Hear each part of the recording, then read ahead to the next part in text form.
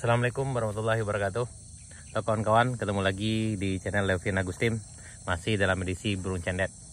Dan hari ini merupakan hari yang ke-7 kawan-kawan sejak telur menetas, dan kita akan lihat perkembangan anak. Ini kawan-kawan.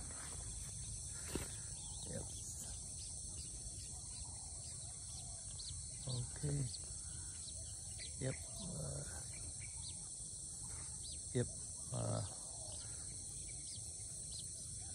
Udah mulai agak warnanya mulai agak hitam kawan-kawan, karena bulunya udah mulai tumbuh ya.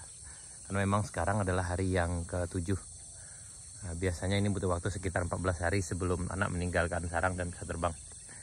Baik kawan-kawan, kita akan coba, mudah-mudahan kita beruntung juga hari ini bisa melihat sang induk memberi makan anaknya dengan mungkin dengan lipan atau jenis binatang yang mungkin atau serangga yang lebih besar lagi kawan-kawan.